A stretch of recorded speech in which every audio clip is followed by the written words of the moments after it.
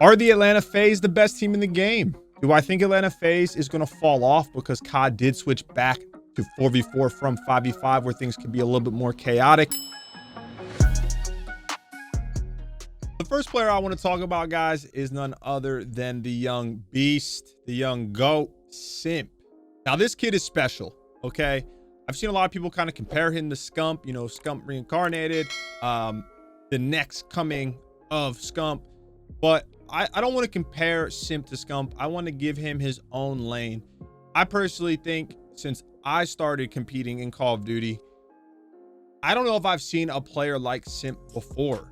Now, I already know people are going to get on me like, oh, Scump was the same way. I didn't start competing until COD Ghost, okay? But that's for another day. So since I started competing, right, Simp came kind of out of nowhere. I mean, he was obviously a huge S&D kid, very successful over there, but he was too young until I believe midway through Black Ops 4, where he got the opportunity to join United, and he really just shined right from the get-go. If we're being honest here, he got second at his first ever tournament. I forgot who they lost to. If one of you guys watching this video could let me know in the comment section, that'd be great. But still had a very good performance. He went on to win 2 events in his first year competing. And ironically enough, they were the 2 biggest events all year, playoffs and COD champs.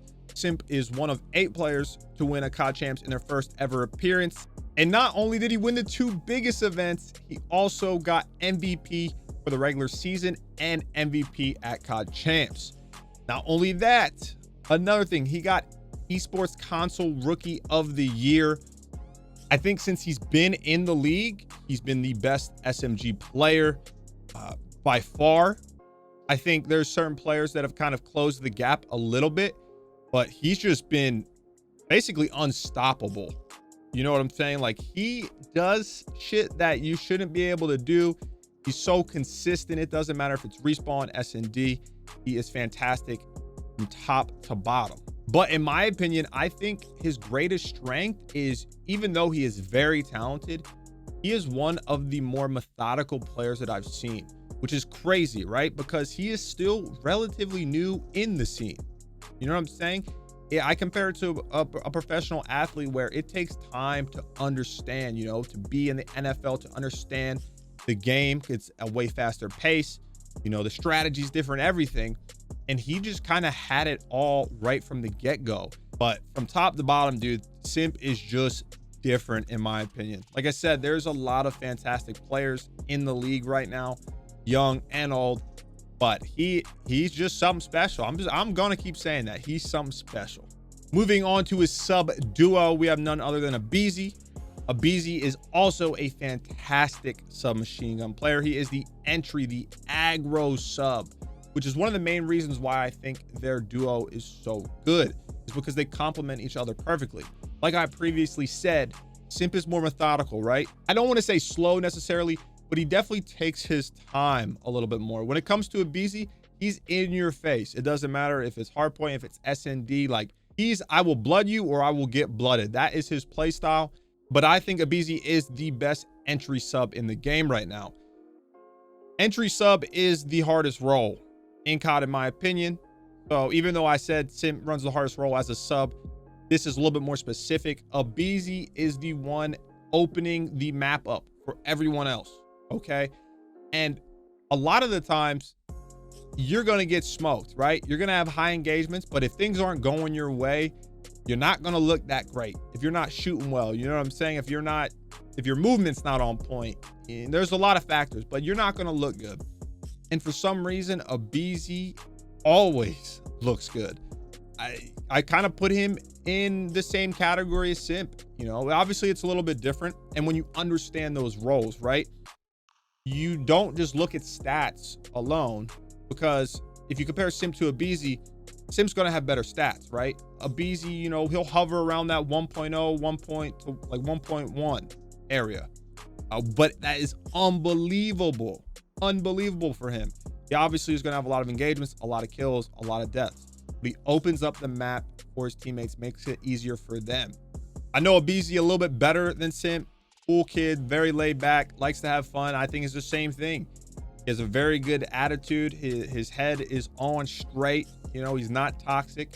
He just hops on, wants to win, and you know, he's going to do anything he can to improve himself and his team. You know, it doesn't matter. So it's awesome to see two young guns not only be unbelievably talented, but just have a good head on their shoulders, right? They don't have an ego because they did kind of come into the scene around the same time, and they've had a lot of success, and you know, people have been gassing them up, rating them highly, which is well deserved, but they still have their eye on the prize, which is awesome to see. Like Simp, Abezy is fantastic. It doesn't matter if it's respawn or S&D. I don't see any issues there. I mean, I don't really think I can say anything bad about this team or Abezy, because this, on paper, they just look so damn dominant. They do. So you know what you're going to get from Abezy, okay? And even as an opponent, you know what he's doing, but it's still so damn hard to stop him because he's just so good. You know he is going for the blood, or he's going to get blooded by you.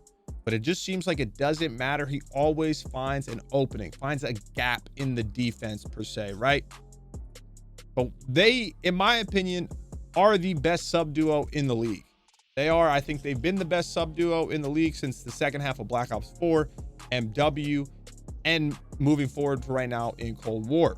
Now, there are other sub duos that are fucking neck, and you know, it's neck and neck. But in my opinion, I just think they are the best and the most well-rounded. Next up, we have the homie MC, aka Cellium, the real silent assassin.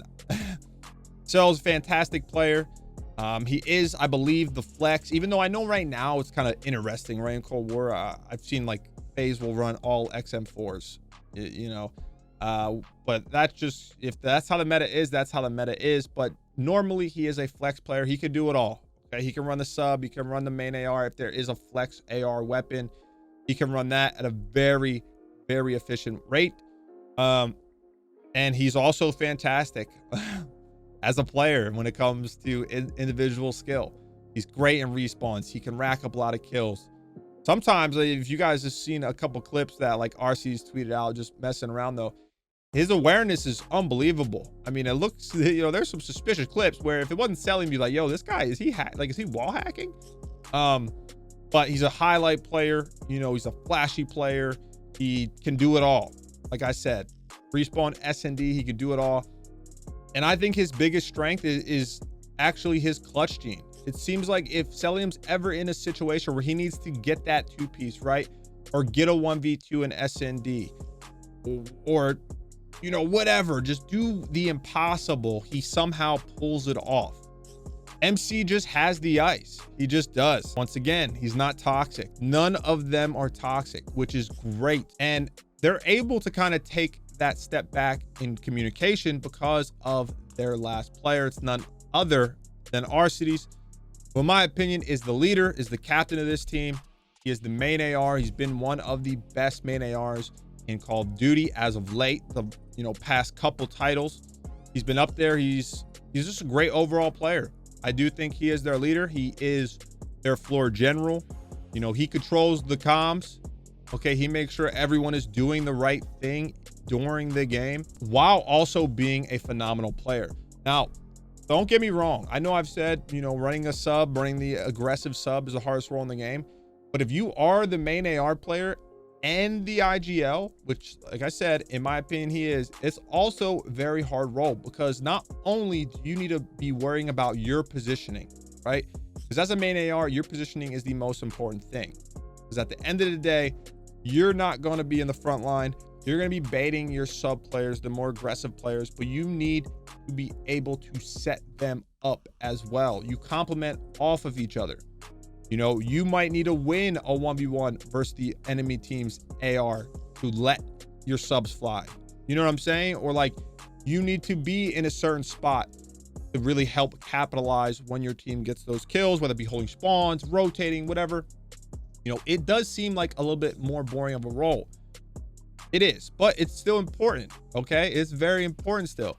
And while he's doing all that, worrying about his own game, making sure he's playing good, he also is commanding his squad, okay? Making sure all of the pieces are in the right spots for them to be successful, right? To have the highest rate of success. So that's what he's doing, and he does it damn well.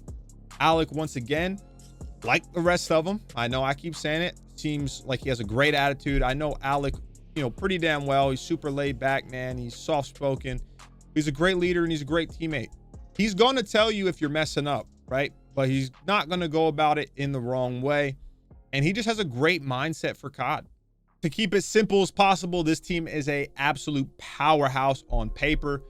They have some of the brightest and best players in the game right now, and they're fairly young. I could see this team really potentially becoming a dynasty. Now, I know, like, hey, Enable, hey, pump on the brakes, baby, okay? They haven't even, you know, it's way too early to be saying that. And you're right, but I think the potential is there. It just seems super cohesive as a group. They seem to have a blast playing together. They're all fantastic. Like, they're all all-star level players.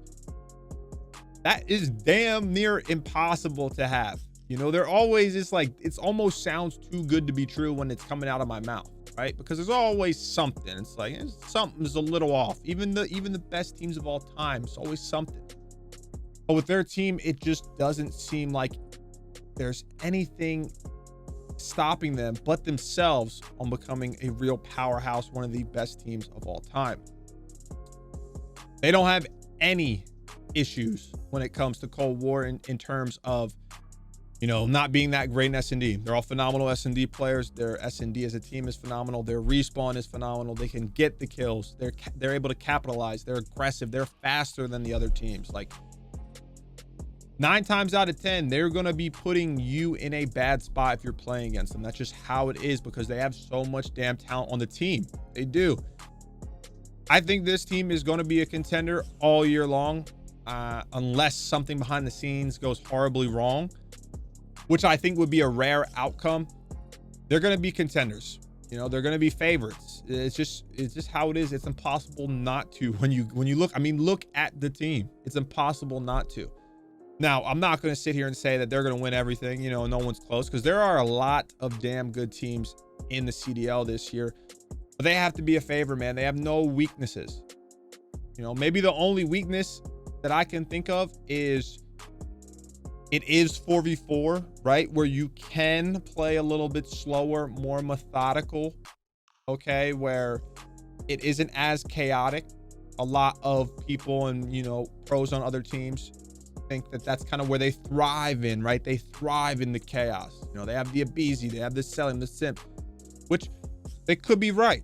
They could be. We have yet to really see them play a 4v4 Call of Duty game, but we'll just have to wait and see. So I'm excited, guys. This weekend is the first weekend of CDL kickoff event. So I think that's awesome, because we are dropping this video right before they host the first event of the year. Everything just kind of lines up. And I'm excited. I'm excited to see how they do. I'm excited to see if maybe what pros said is a little true, where they're not as good as they were in 5v5 games. I don't think they're right, but we just got to wait and find out. Guys, I appreciate everyone showing love in all the videos. Until next time, y'all know what it is, baby. But that does it for me, man. Until next time, y'all already know the vibes. I'm gonna see y'all when I see y'all. Have a good one. The kid is out.